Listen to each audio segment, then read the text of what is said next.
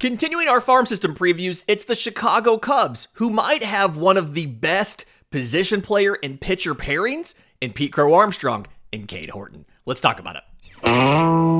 You are Locked On MLB Prospects, part of the Locked On Podcast Network, your team every day.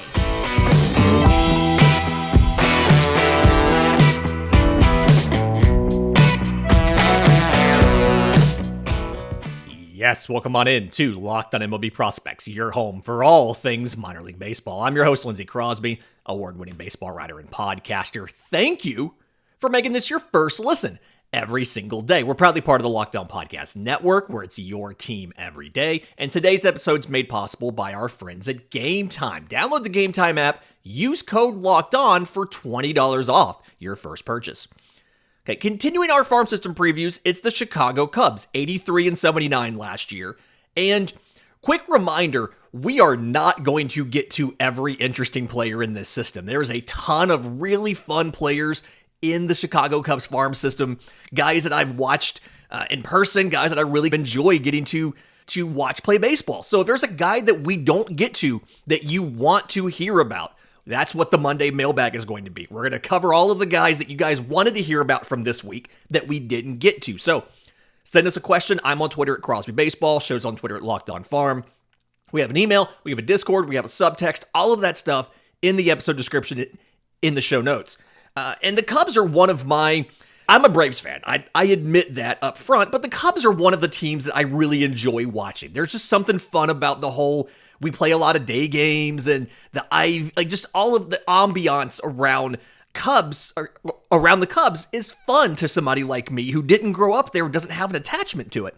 And so I enjoy watching this system. I enjoy watching these teams, these players. And that top two of Pete Crow-Armstrong and Cade Horton, to me, are one of the best position player and pitcher combinations in all of minor league baseball. When you look at Pete Crow-Armstrong, okay, first rounder in 2020 out of high school by the Mets, obviously it came over via trade. That was Javi Baez and Trevor Williams. So many of these guys in this system came via trade. I know that it probably was hard for Cubs fans, for you guys to deal with trading away some of that core, trading away Baez and Rizzo and all of those guys, but it worked. Okay, it got you a ton of really talented prospects. And last year, PCA, 107 games between AA and AAA. 283, 365, 511. 20 home runs, 53 extra base hits, 46 walks to 129 strikeouts, and 37 of 47 on stolen bases.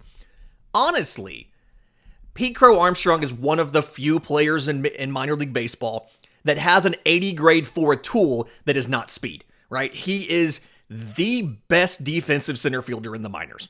The day that he comes up, he will be a top 5 defensive center fielder in all of baseball. The day that he arrives in the major leagues and is a full-time starter. Yes, he got 13 games in the majors last year, and he went 0-14. I know that.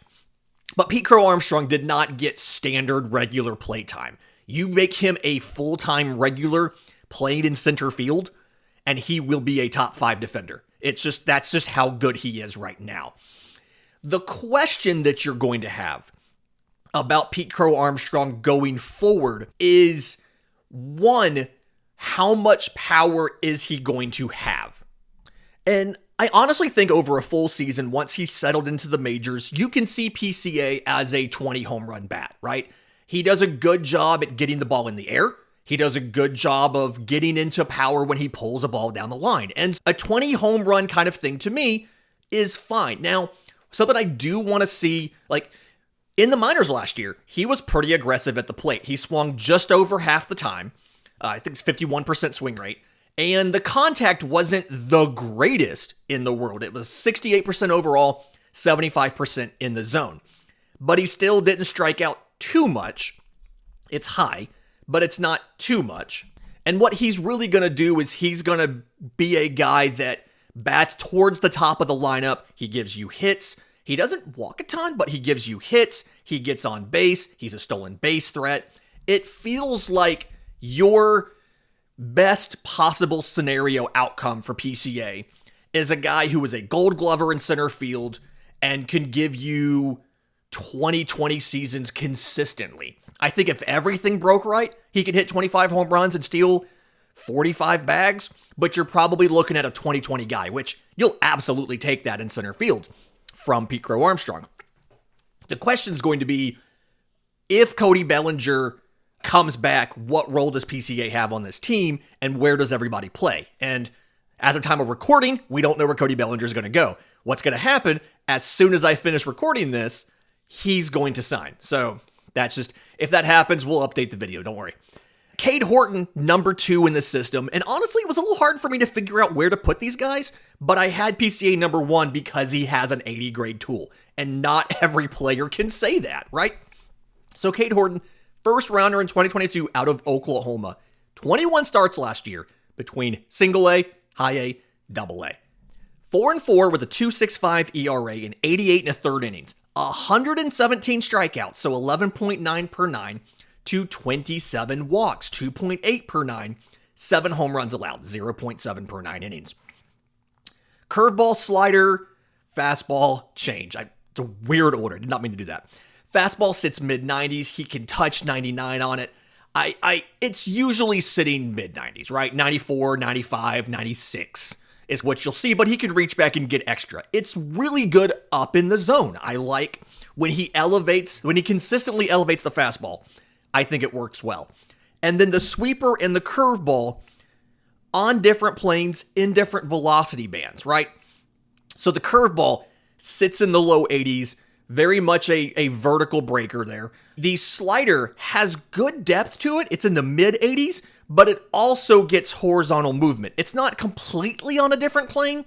It's not like you have a sweeper in a vertical breaking curveball, but you have 2 pitches that both break vertically, different amounts, and the slider also has enough horizontal movement to function as in essence, a different plane. It's a good trio of pitches there. He added a changeup. From what I understand, it's maybe a split finger, but I think that's something where if he can refine that changeup, and that's going to be the big question going into 2024, if he can refine that changeup, you're looking at a dude that could have 4 pitches that are above average or better. I think both the slider and the fastball are plus. And we very rarely say that guys are aces on this show. I think Cade Horton could legitimately be a number 2, just because we don't ever say number 1. But Cade Horton could be a number 2. He throws a ton of strikes. He's a great athlete. He's got reliable, consistent mechanics. And the pitchability, the competitiveness. He's got everything you need to be an ace. Let's see what that changeup does. Let's see if maybe adding an international professional, a foreign professional in Shota Imanaga helps him with that splitter. That would be amazing. Really curious to see where Cade Horton comes and what he looks like next year. On the Shota Imanaga point, we do not have him in this show. He is classified as a foreign professional.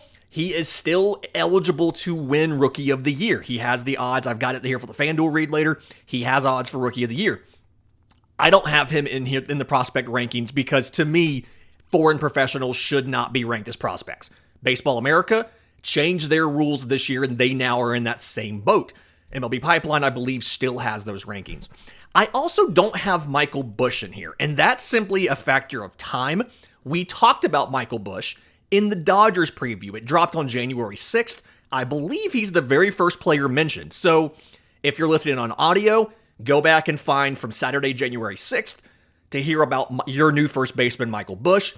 Yes, I do think he is a first baseman, not a third baseman. Probably not a second baseman.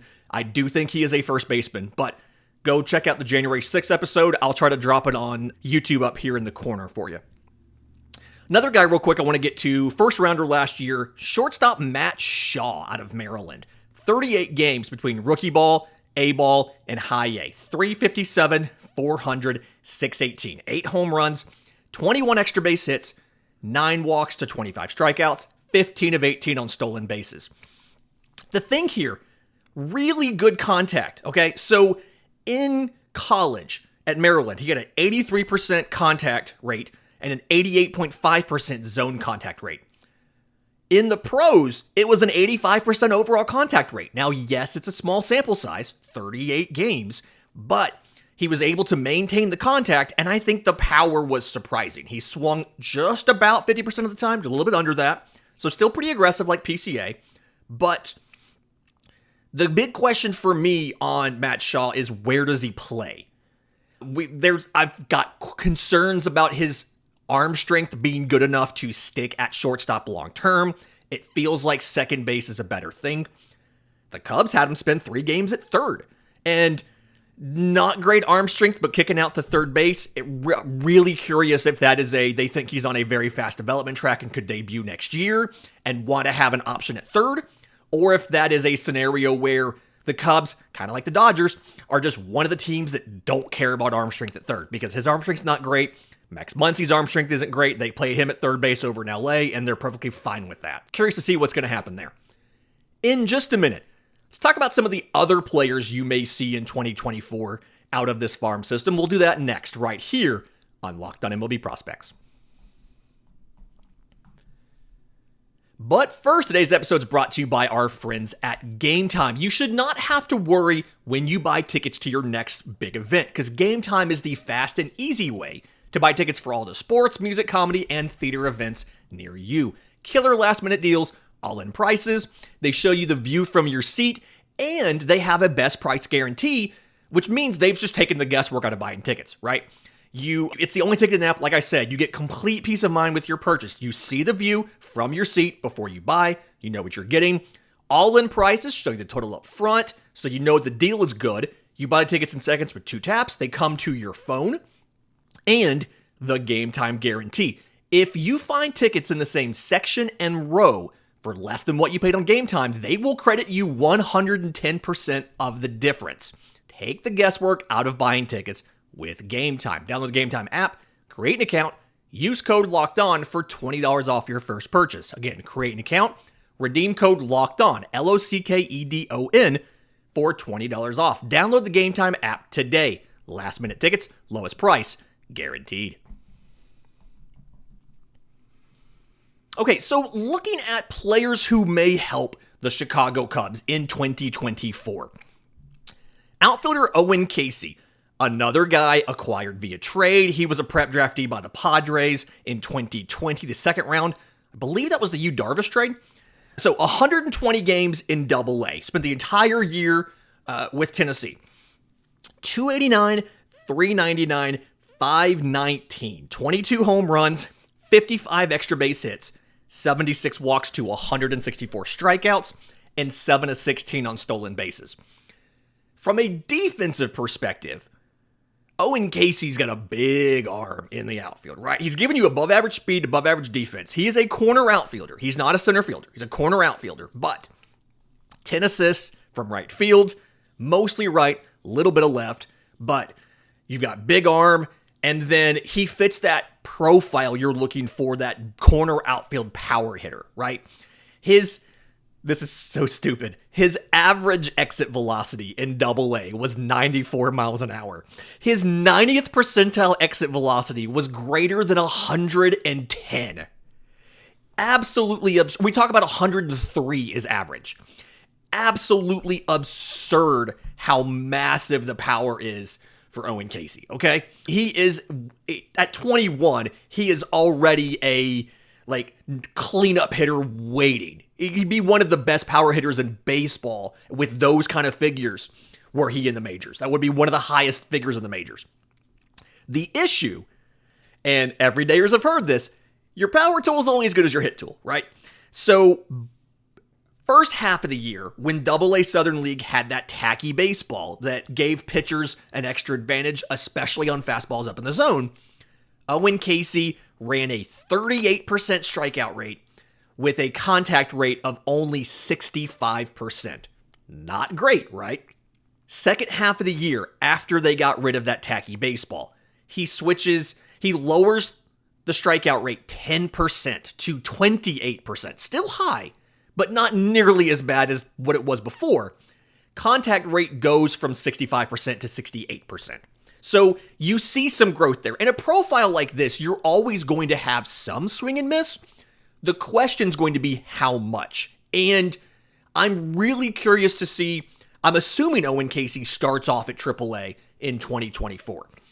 And if he does, and if he shows improvements to the contact ability and not having swing and miss in the zone, at what point does he get called up to Chicago? And at what point does he get into the outfield? And if he does, where does he play? Because you've got Gold Glover Ian Happen left. You've got Seiya Suzuki, who MLB Network called one of the 10 best right fielders in baseball, in right, and then PCA in center. Obviously, there's ways you can work it out. You've got DH spots, things like that. But I'm really curious to see, one, does he make the adjustments he needs to this year in AAA, where I assume he's going to go to start the year? And then two, if he does, at what point does Chicago call him up? Another guy that we've seen add some power and is probably now on the fast track to get called up once you find a defensive position, infielder James Triantos, 2021 second rounder out of high school, got in 83 games between high A and double A last year. 287, 364, 391. 4 home runs, 22 extra base hits, 35 walks to 39 strikeouts, and 16 of 20 on stolen bases. Now, I mentioned the power got better. You can't really tell from the slash line, right? It's a 391 slug with 4 homers, okay?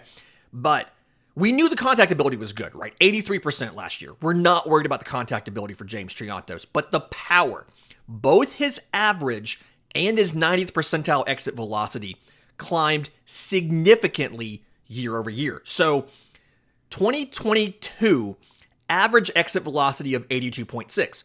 2023, 87.6. He added 5 miles an hour to his average exit velocity.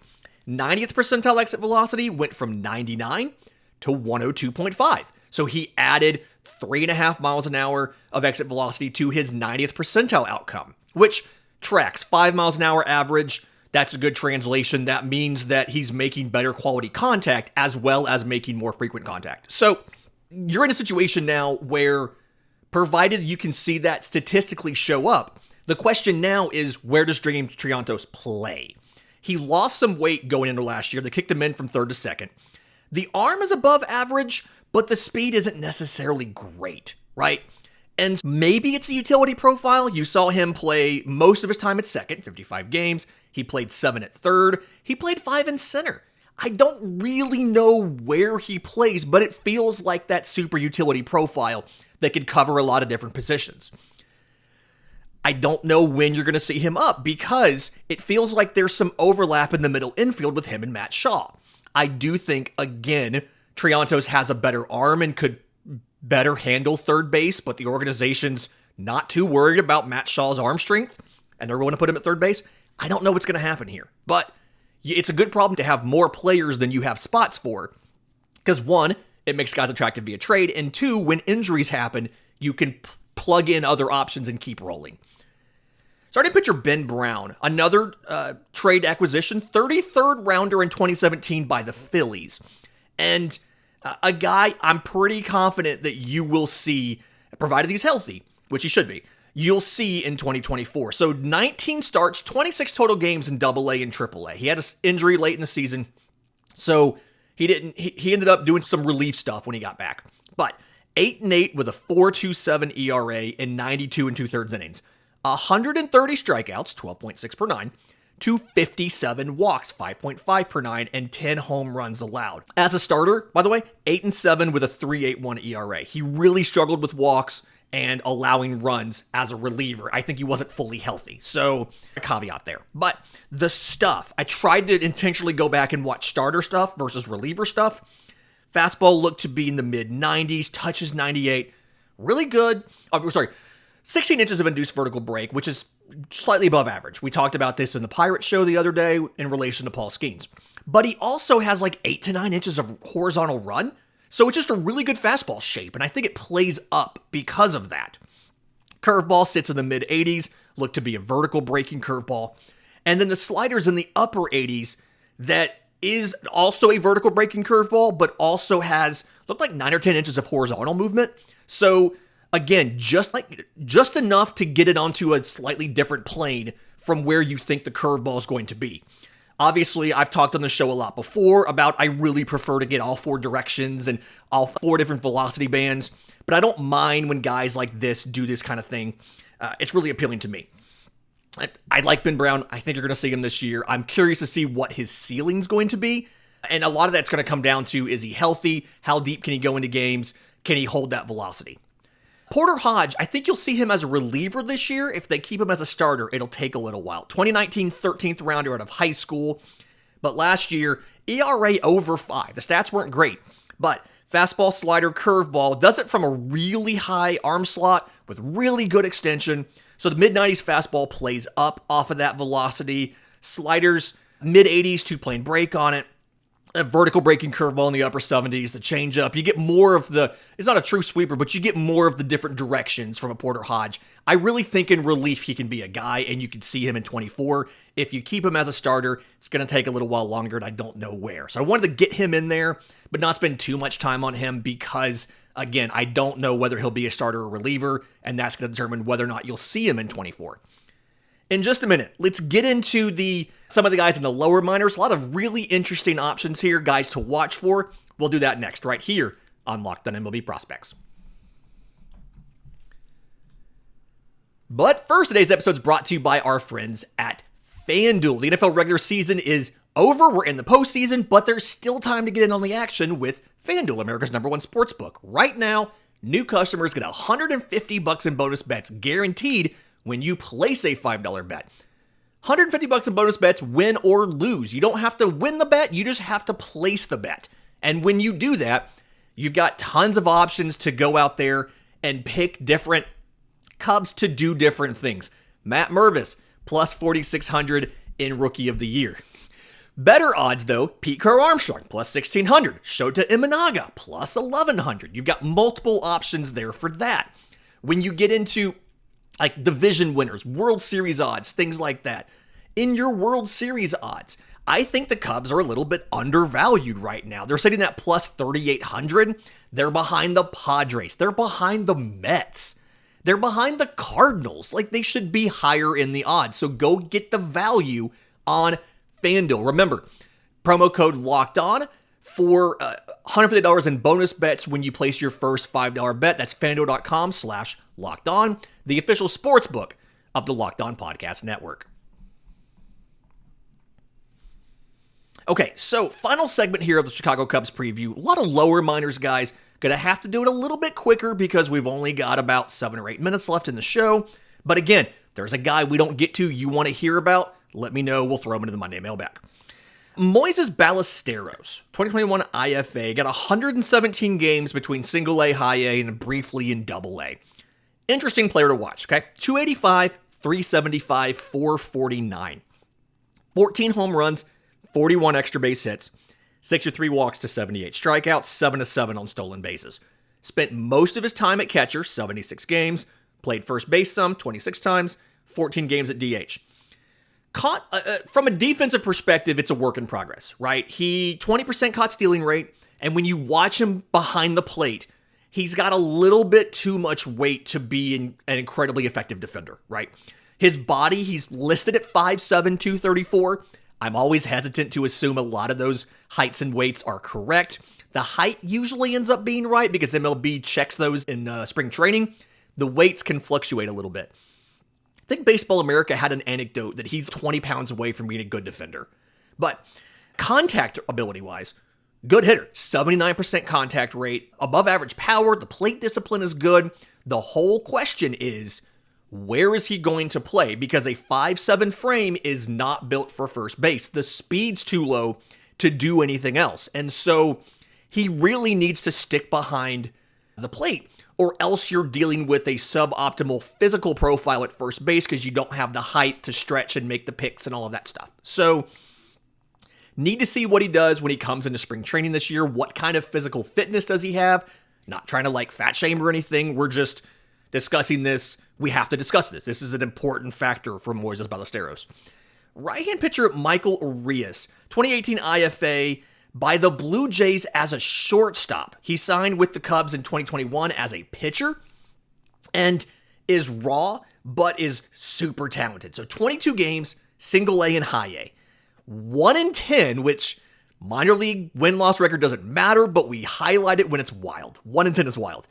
4.09 ERA and 81 in the third innings. 110 strikeouts, so 12.2 per nine, to 51 walks, 5.6 per nine, but only 3 home runs allowed. The stuff, really good, right? Two-seamer sits mid-90s. He can touch 97 with it. Change-ups in the upper 80s, mostly a vertical breaking change-up. Has a slider in the low to mid-80s. It's not the traditional velocity of a cutter, but the movement's very similar to a cutter. It's that kind of hard, abrupt movement. Think of it like a cutter. Two-seamer, changeup, cutter. He's going to make bat companies so much money, right? He's going to break so many bats with those things. And 14% walk rate, 61% strike throwing. A little bit of work to do, but for a guy that is so young, I'm really intrigued about what Michael Arias can be. At the same time, he's already on the 40-man roster. So you got to think you've already popped one option, and he finished the year in high A. So you've got to get that. He was in South Bend to finish the year. You've got to get the development curve going a little bit here for Michael Arias. 2 shortstops I want to talk about, Jefferson Rojas and Luis Vazquez. And I know Vazquez isn't in the low minors, but I got to fit him in somewhere. So for Rojas, 22 IFA, 71 games between rookie ball and A ball, 266, 342, 400, 7 home runs, 22 extra base hits, 23 walks to 62 strikeouts, 13 to 17 on stolen bases. Defensively, I think he can stick at shortstop. He'd be a great second baseman. He played most of his time, 61 games at short. He had 4 games at second. The range is what you're worried about there. Contact ability, 77%.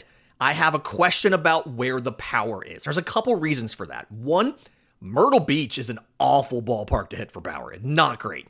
And then 2, his frame and his development, where does his power come in? So I'm really curious what the strength gains do for his power production.